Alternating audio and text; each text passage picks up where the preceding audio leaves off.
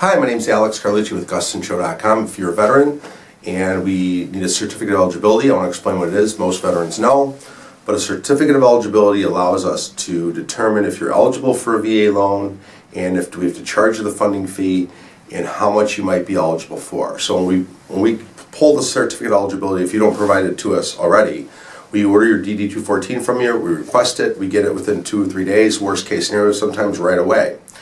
And we get it from the VA website, and it tells us numerous things. So the certificate of eligibility is going to have an exemption. If you're a disabled vet, you could be exempt, which means no funding fee. That funding fee could be outrageous, up to 3.6% for a cash-out refi for second-time use. 2.3 if it's a first-time use on a purchase. So that's the range of what it could be. Now, if you put down 10%, it goes down to 1.6%. There's all sorts of things, but if you're exempt, you get none of that. So that's basically an origination fee that gets added to your loan. That makes your loan will go up by 3 points. That's $300,000. That's extra $9,000 you're gonna have to borrow. So if you're exempt, you get to avoid that. If you're not exempt, we have to charge it to you. We're also looking for the $36,000 number. It says 36,000 is your eligibility. I don't know where they came up with that number, but that means you're fully eligible. So that means if you want to buy a $700,000 house, you can do that, with no money down.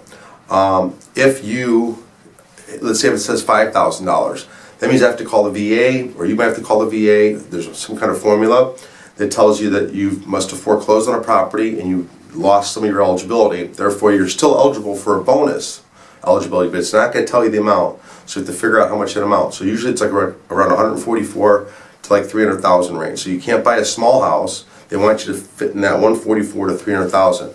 Now, if you want to go out and buy a $500,000 house and you're only eligible for 300 because you had a past foreclosure, you could still buy the $500,000 house, but you have to put 25% down from the 300,000 that you're eligible for to the 500. So that's 200,000. 25% of that would be $50,000. You put $50,000 down on a $500,000 house when you have a $300,000 eligibility, because VA will only insure up to the $300,000, and then they'll insure the rest if you put 25% down on the rest. Complicated. So call me if you got any questions. So that's what we're looking for.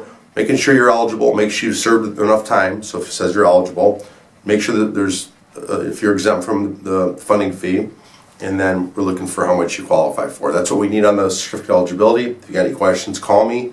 If you're confused or worried about your own certificate, I'll answer all your questions. My phone number is 630-915-7550. Please subscribe.